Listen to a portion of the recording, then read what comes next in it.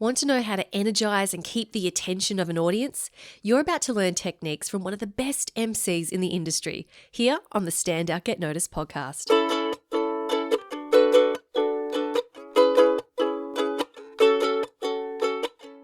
Hi there, Rockstar, and welcome to episode 294 of Stand Out Get Noticed. I'm Christina Canters, communication skills trainer, speaker, and MC. Today, I am thrilled to be joined by the incredible Mike Goldman. Mike is one of the top professional MCs and hosts in the industry, and today he's here to share his expertise on how to have fun and engage with different types of audiences. With over 20 years of experience, Mike certainly knows how to keep the energy high and make any event a success. Show notes will be at thecmethod.com/294. So let's get the party started and learn from the master himself, Mike Goldman. You've done, I don't even know where to start. You've done so much hosting. You've hosted everything from Big Brother to national radio shows and the Commonwealth Games. Did I see somewhere you hosted an Andre Rieu party? That would have been a... What the hell? How did you know about that? I've done my research, man. That was actually a deal I had with the City Entertainment Centre and Kudos Bank Arena. Whenever there was a concert, if people paid an extra $500 or whatever, they got this special meet and greet private party backstage. And whenever Richard Wilkins couldn't host it, I would go in and host it. And because Richard Wilkins was playing on stage, because he plays violin with Andre Rieu, he couldn't do the backstage party. So I was there flirting with all the old nanas and having a backstage party, which was a big juxtaposed to the Justin Bieber party, which was a week later, where the kids were climbing the walls and knocking stuff over in hope of meeting Justin Bieber, who didn't show. Did you have to wear earplugs to block out all the screams? Well, I didn't, and that's probably why I have a really bad hearing loss. And I am an ambassador for the Shepherd Centre and Bay Audio for hearing aids, which I'm not wearing mine today, but I've got terrible hearing. Wow. Too many live events. What? Too many.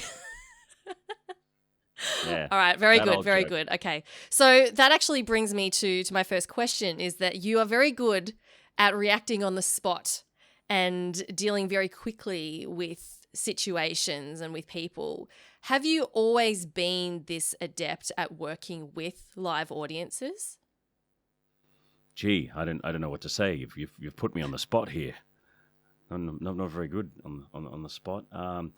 Yeah, I think so. I mean, it's something I've grown up with. My dad worked in radio and TV. He was the first host of Countdown. It was also the first colour TV show live in Australian TV history. And being around that growing up, and my mum was a weather girl for Channel 7 and Channel 10, and just getting up on the stage, and I just had it in my blood. The apple doesn't fall far from the tree. But at the same time, if you're watching this thinking, I'm watching this because I want to learn how to get up in front of a stage and I want to learn how to be able to talk to a crowd, well, you can learn it. And there are a few tricks that you can use to be able to give yourself that Dutch courage, if you will, to get up there and do your thing. So when we talk about emceeing and hosting an event, what kind of skills, what are the key skills that are required to be able to do that really well? Key skills are being able to work a room. I think having a bit of charisma helps, and that's something that you can grow. Not in a little petri dish like IVF, but grow it. But charisma is someone who they're showing themselves and empathy and love and communication and excitement and engagement in the eyes. Like there's something that a lot of producers would say to me over the years when I was jumping on camera, is to say, your eyes aren't lit up. You're not engaging, because you can have a voice that's engaged and sounds really excited. But if your eyes are just like looking over there and like, hey, welcome to the show. It's great to see you here. But you got to engage. Like, you got to look at people, look them in the eyes and speak to them directly. And don't get too caught up in the words. Like, so many people, they need their auto cue, and they need to have everything written out in front of them. I mean, it's great to have everything written out. It's great to be prepared, but do a few run-throughs so you know exactly what you're going to do. And then just narrow down those paragraphs into bullet points so you can just go for gold and talk about exactly what those bullet points are. And to the point where, you might even just have 5 bullet points on the floor over there, and you walk around the stage, talk to people because you know what you're going to do because you've already rehearsed it a few times, but you're talking directly to the people and you're not worried about the lectern or anything like that. Some people use the lectern as something to protect them, something to hide behind, which I actually did have to hide behind once. It was the Australian Stockbroker of the Year Awards. What a bunch of assholes they were. They all had these little fluffy toys on the table, and I said, look, you've all clearly got a lot of energy, pretty much because the queue from a toilet cubicle was going out onto the street. I don't know what they were doing in there, but whatever it was making you want to talk a lot. Get your energy out and throw those fluffy little corporate gift toys at me now. And I had to hide behind the lectern. So would you say that was probably one of the more difficult audiences you've had to MC for? Oh, yeah, totally. I've had a few over the years. Tell me more about those. Like what consists of a really difficult audience in your eyes? Difficult audience is when the audio doesn't work, the sound isn't working. Like, it's impossible to control a crowd if the sound isn't working. So become best friends with the audio engineer and make sure he's got a microphone on backup, because you don't want any gaps. You don't want a gap big enough for a bus to drive through. You want to be able to keep talking to people and keep engaging with them and don't lose the crowd. So I remember I had to host the Brisbane Art Directors Awards, the BAD Awards, one year, and they weren't very good at art directing a whole stage, because the dickheads put the stage there and then they put the audience way over to one side and way over to the other side, and just left this huge space of nothing in front of the stage where everyone was going to dance, right. And obviously the band would be, but just the setup of the room was just completely wrong. So it was a really hard crowd to organise as well. Schoolies. I was the official toolie at Schoolies one year. You want a crowd that's hard to run? That is a hard crowd to run. What was the event? What were you trying to do? Was it a concert? Like, what was it? Oh, that was a concert on the beach. So we had like Eskimo Joe, Little Birdie, Hoodoo Gurus, all these bands performing for the kids. And they were just going nuts, and it's just hard to control them. And most of the time, the problem there was the toolies, the actual toolies. The older people that weren't supposed to be there that were messing things up, and I'd get the whole crowd to stand there and yell "Toolie, Toolie" to someone who wasn't supposed to be there until they'd leave. But usually, you just promise someone a packet of chips to shut up if it's a crowd that's 16 or 15, and then they usually, for a free T-shirt, they'll do anything. When it's a concert, Mike, like when it's a concert, does it really? I don't know. I guess I'm just thinking like the difference between something like a concert versus a more corporate gig. Maybe it's an awards night or it's a conference or something. Does it really matter that much at a concert if they're, really listening? Aren't they? They're just there to dance and have a good time anyway.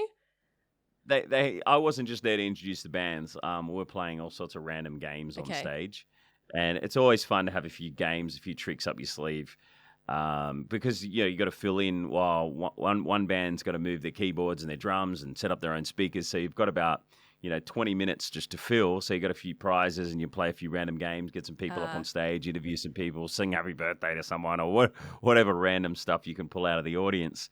And I find in those situations, it's always best to work with the audience and whatever they're celebrating or whatever they're doing, because that way they're going to go, oh, they're talking about me, rather than doing some weird stuff on the stage and we're down here in the crowd, and then it's two different worlds. You want to make those two different worlds one world, so they're all living on the same planet, even though they're probably off the planet and off their tree. Can you give an example, Mike, of a game that you might play with an audience where it's more in that work context? So maybe we've got like 5 minutes to do something with the audience to re-engage with them. What sort of what kind of game can you describe that you would play there? I like, one of my favorite games is called Will You Eat It? So you get witchetty grub. You've seen my show Friday Night Live. Okay, yeah, maybe we did lamb's sheep's testicle, I think it was. We did pig liver. Okay, you probably don't want to do that. If you want to do something a little bit more tame, great way to start. And it's something that I've done a million times before, which it's probably I need to come up with something new. Two truths, one lie, and you say two things that are completely true, or you say two lies, one truth, whichever way you want to do it. I played a game the other day at the Professional Speakers Association awards, and we had a few little breakout rooms where I talked about some of the stuff I'm talking about here with you. And I played a game called Bang. Mm-hmm. No, it's not a swingers game. So everyone gets their keys and they put it into a hat. No. This game, you get everyone into a circle, and I stand in the middle, and if I go bang and shoot you, you have to duck down, and the two people either side of you have to go bang and shoot each other. And the person who's last is out. And everyone's like, oh, no, you banged me. I got out. And it's just a fun way to get the energy flowing and have a bit of fun with the crowd. I mean, I'm hosting a couple of events in Melbourne and Sydney soon, and that's for the Raw Aesthetics Conference. So that's like everyone from, Botox people, fillers, hair. Okay. Thank you. I could conjure some more hair. And so they asked me to put together a game show, like a quiz show, to do with aesthetics. So, you can get people on stage and you have a quiz. And it'll be all about aesthetics. Who invented Botox? What is the most amount of Botox someone's had in their face? What is the most expensive hair transplant in the world? Just random stuff like that. How many? Because there's dentists there, so some of the questions will be, how many teeth on the average mouth?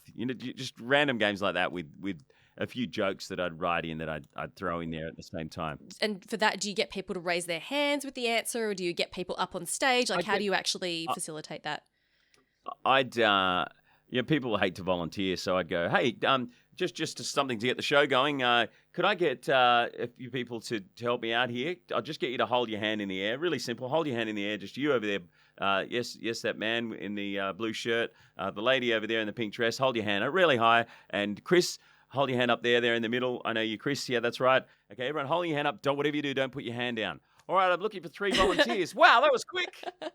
Come on up here. Yay, give them a round of applause.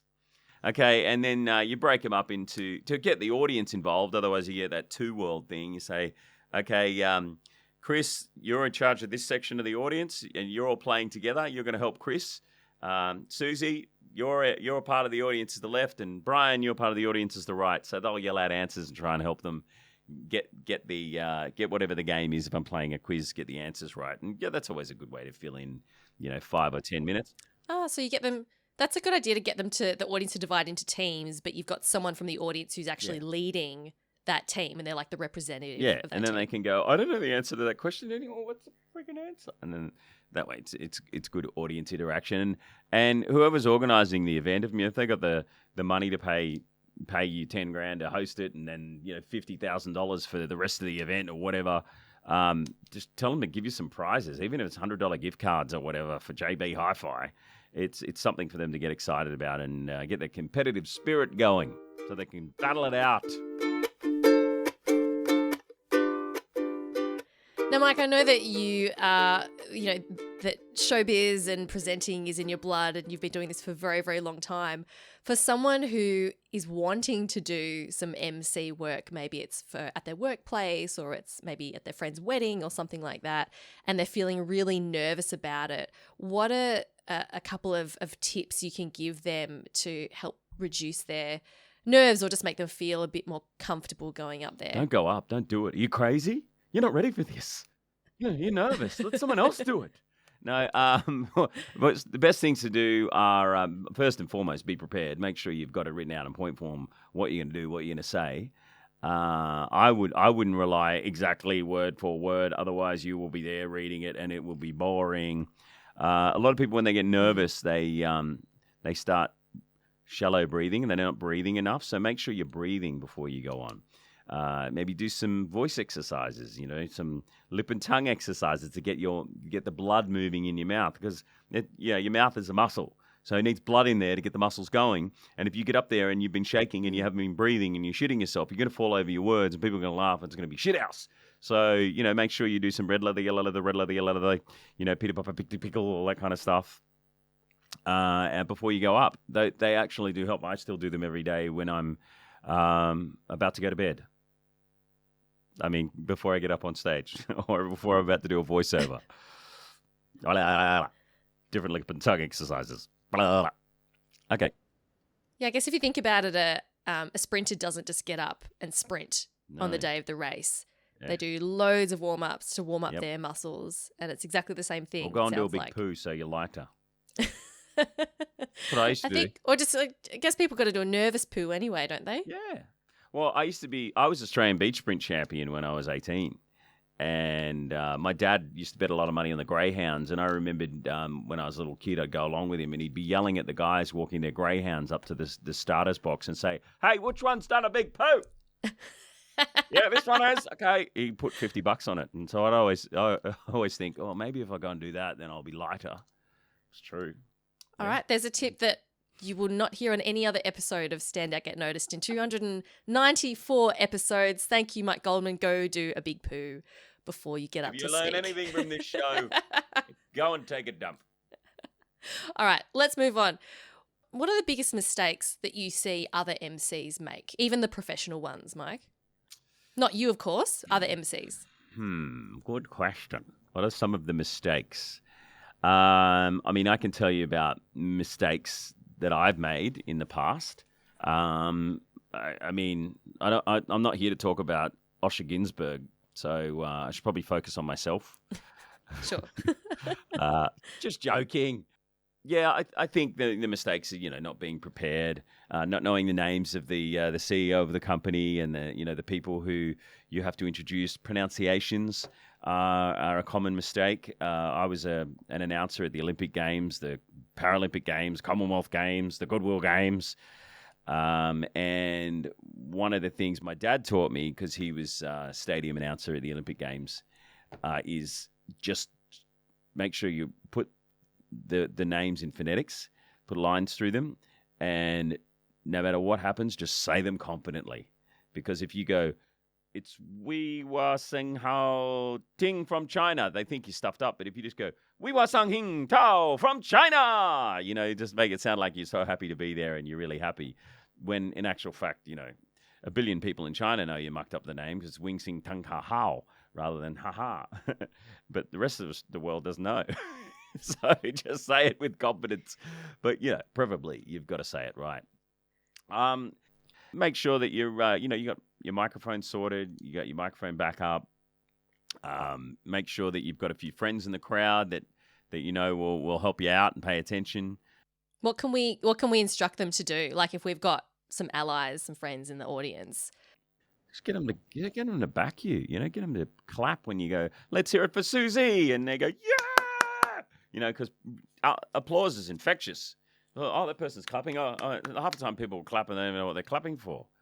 So, if you've got a couple of allies in the crowd, that's good. A more advanced thing to keep an eye on as well is work the crowd, the area of the crowd that sucks. If you feel like the bottom right-hand side of 150 people is it just loves you and is paying full attention, don't just work them, because then you lose the other half of the crowd and eventually you'll lose them as well. So work them, keep them there, keep them engaged, but start talking to the people in the back area that you look like they're on their phone. Start talking to the person that, looks like they're disengaged and they're just sort of looking at the roof and, point at them and go, hey, you having a good time? And they say yes. Say, "Well, tell your face." No, don't say that. Never put shit on the crowd, because it's a good way to lose them really quickly, because you got the power, you got the microphone, and they don't. So always come to them with from a place of love. So we shower them with love. So we go up to someone who's on their phone. How do we make it look like we're not picking on them because they're not paying attention? Like, how do we make it look loving? When someone's on their phone. Yeah. The other night, I was talking at an event and I go, "So everybody, we're going to get you to turn your phones off now." And I started walking towards the guy with the phone, just so you pay attention and so that you're not disengaged. You know exactly what's going on. I literally walked up to the guy's face and so that's what I'm talking about. What do you think? And he went, "Oh, and everyone's just pissing themselves." And I go, oh, Yeah. it's all right, buddy. No problem. And he put his hands in his pockets. And I said, leave your hands out of your pockets. Leave the entertaining to me. And it was just a bit of fun, So just have a bit of fun with him. Don't say, get off your phone, asshole. Trying to work here. That's never going to work. Yeah. It's going to make everyone think, oh, this is terrible. And what do you do if there's an audience that just won't stop talking, like chattering amongst themselves? Well, They're just being really rude. I hosted the more shit events that Mike's hosted. Or maybe it's just the host was shit. I don't know. You could do a whole podcast about that. So good. The Australian Bartender of the Year Awards. And like I was at the Hilton Hotel in Sydney, and I got up and I said, okay, firstly, I'd like to thank the traditional owners of this land, Paris and Nikki Hilton, because it was at the Hilton. And then, did the traditional Indigenous thing like we always do. And, cracked my jokes or whatever I said. And it was working really well. But, when you've got bartenders who are all talking about drinking a million cocktails and having a grand old time, the only time that they want to pay attention is when it's about themselves and they could win an award. So I sometimes... Well, I did. I got the microphone and just went for a little roam around the room and said, let's play Get to Know That Bartender. Congratulations, you are the best dressed bartender here. Let's hear it. What's your name? Let's have a Brian. Woo! Good on you, Brian. What a legend. What bar are you from? Just the one outside. You weren't even invited, were you? Just have it, because people, that's what I'm saying about those two worlds. You get those two worlds into one, which I only sort of created and made up during this podcast. So, but you know what I'm talking. I think that's it makes the title sense. of your next book, Mike. Yeah, bring two worlds into one. I can't read, let alone write a book. And then what about the opposite? If you've got an audience of people that are just really low energy, or they're very conservative and they're not giving you anything, what do you do? Like, because I've spoken in front of audiences where I thought I need to be even higher energy to get them going, but it just put them off even more, and they kind of like looked a bit repelled. This is a group of accountants I was talking to, and I think they're all just like, "Who is this crazy chick?" Start it with an accounting joke. What did the constipated accountant do? Worked it out with a pencil. No, maybe not. No, really. What do you do when it's a conservative audience and they're not giving you much? I know.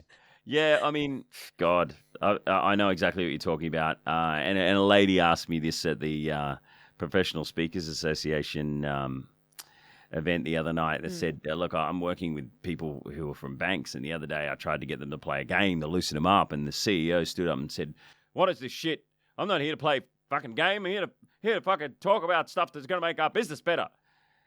And she said, oh, sorry, and she moved on and didn't play the game, which was a big mistake, because you're the one that's in charge. And if the reason why you're there is because the people who work for him have thought, this crowd needs something so that they enjoy themselves, and so they have an affinity between each other. I've got a friend who has written a book called The Affinity Principle, Amazon bestseller. I'm actually the voice of the book, which is coming out as an audiobook soon. And it's basically talking about having an affinity in the workplace. And if you're a big, fat, old, stinky CEO that's rude to everyone like that and only wants to be work, work, work, no one's going to like you, and they're gonna do everything that they can to just do their job at a bare minimum and get the hell out of work. So if you're in those situations, just find some games that you can use to loosen everyone up and have a bit of fun. I worked at Groundlings did a few courses at Groundlings in the US, and that's where Will Ferrell and a lot of improv comedians came from. And they play all sorts of games. So if you go to the Groundlings Improv Theatre website, there's games on there. Upright Citizens Brigade, which is another improv group, they have a lot of games there. One that was ridiculous was called Chickens and Cows. And so what you do is you just choose a whole stack of people in the room, say, you're a chicken, you're a cow, you're a chicken, you're a cow, you're a chicken, you're a cow. And then what everyone has to do, they have to cover their eyes, and they're only allowed to make the noise of a chicken or a cow, and they have to find all of their chickens, and they have to huddle together, and the cows have to find all their cows and huddle together. And you can't not laugh doing that. And what that poor woman who had to deal with the dickhead CEO from the bank should have said, Hey, Mr. CEO, I really appreciate what you're saying, and I know you're in charge, and we're going to learn a whole heap of stuff today. But this is just to get everyone's attention and get their blood flowing and have a bit of fun. So, yeah, you're the best CEO in the business, I'm sure. But this is what I do. So, just give me 5 minutes. Can you give me 5 minutes just to get things going? Can I just have a little bit? You're paying me, so can you just give me 5 minutes and just help me out here? So that's really what she should have done. And if he said no, you should stick it up his ass and left, because don't let anyone speak to you like that. So basically, you've got to just keep going. Just go ahead with the plan as usual. Absolutely. Keep going. Do not stop. Don't put up with crap. You're a professional. That's why they hired you. I think that's a really good point to understand that you've been hired for a reason, and the CEO or whoever is being rude was not the one who hired you. Do you think it's worth, though, checking in with the event organizer beforehand to gauge, is a game something that people would be willing to do, just feeling out what type of audience they'd be? Absolutely. I mean, there's a run sheet, and you have a few meetings and talk about what you do, and there's they've seen videos of what you do. They've seen your Instagram, they've seen your socials, they've seen your press release and your bio, and they paid the fee. So if they don't know what they're going to get, there's something wrong. And that's a miscommunication between the PR department or the events department or whoever it is and their CEO. But at the same time, as a part of your job, you're going to make sure you're going to tell them, look, I'm going to play a game, and then I'm going to talk about my new book. I'm going to talk about everything that's in the new book, and then we're going to play do a little thing where I want everyone to write down the top 10 reasons why they should be doing this stuff that I'm saying in my book. And get some people up on stage and get them to talk about what their experience is, and just to basically have an idea of what you're going to do and tell them how that's going to roll. I mean, that's rare. I mean, I've never had anyone say that to me. He was too much Mike for me. Yeah. Be a little bit less Mike Goldman next time, will ya? Just tell him to get out and go and do a poo. We don't want you in here. Because you're full of shit. So, Mike, speaking of being full of shit, no, not really. Let's talk about your voiceover work, because you've done many, many voiceovers, and I believe you've also got a voiceover course. Yes. That you're releasing. What's the name of the course? OnTheMic.com, Voice Academy. Academy. Yeah, and if you're a beginner or you're an experienced voiceover person, I've got my 40 years of voiceover experience, because I've been doing it since I was 10. I'm 50 now. What was your very first voiceover job? Commodore 64 computers. Do you remember it? Yeah. It was with a voiceover guy called PJ, who only tragically passed away a few weeks ago. And I was playing his son in this commercial, and I was giving him a present for Father's Day, but he really wanted a Commodore 64 computer or something along those lines. But he was one of the best voice artists in Australia. Really cool dude. And then another one I did like a year or two later was it was well known back then, was for Topex Pimple Cream.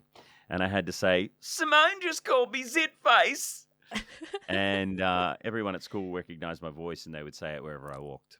Aww. So when you do the voiceovers now, do you have different types of voices that you pick from depending on the type of job? Or do you have absolutely. like one? So what are some of the different styles that you do?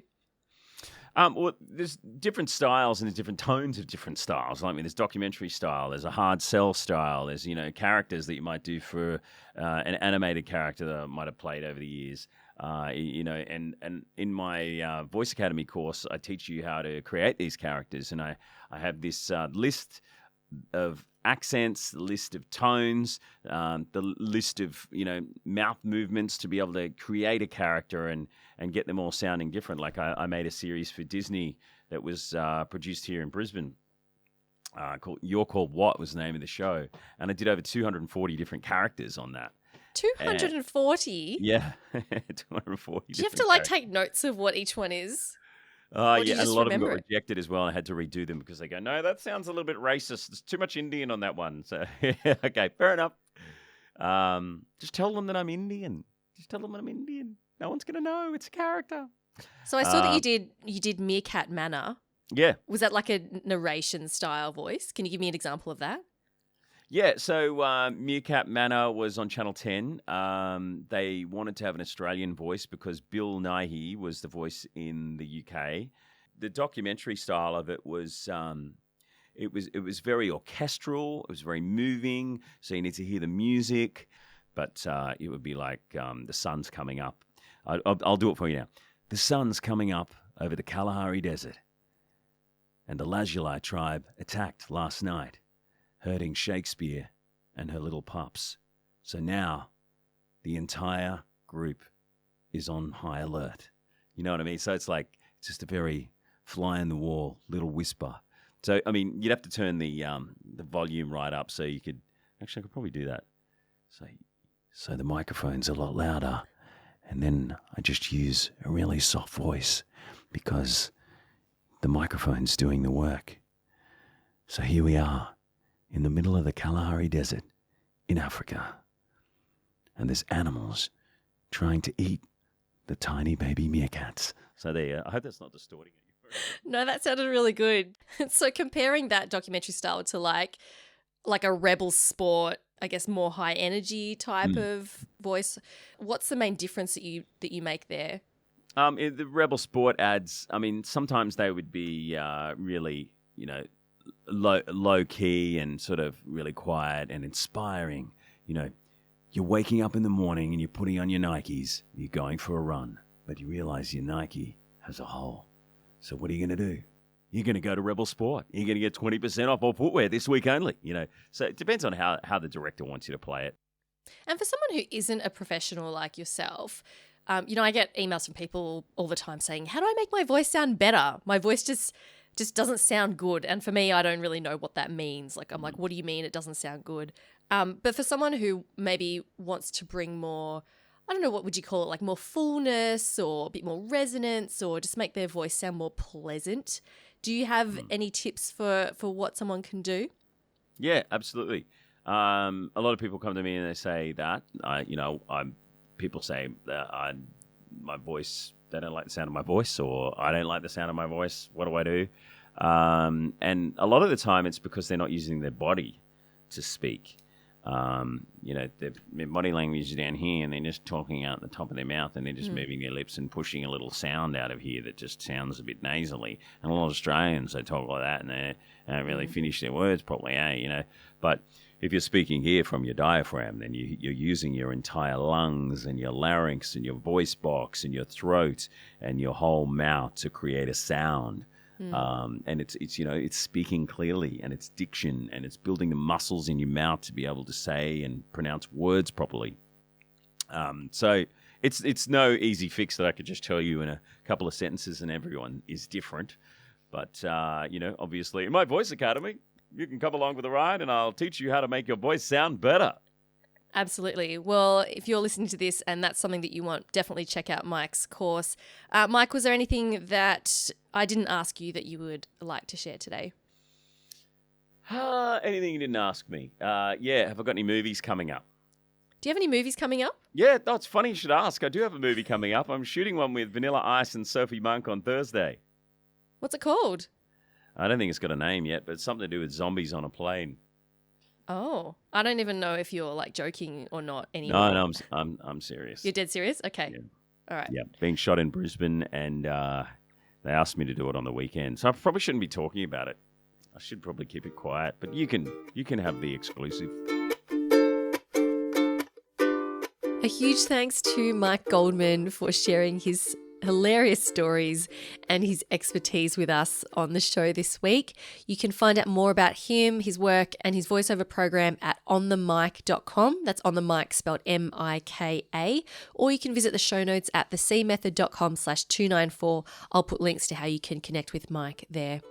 If you enjoyed this episode, do share it with a friend or a colleague who you think would also get value from it. That's a great way to get this podcast heard by more people. Thanks so much for spending some time with me today. Keep on being awesome, and I'll talk to you in 2 weeks. I'm Christina Canters, and this has been Stand Out, Get Noticed.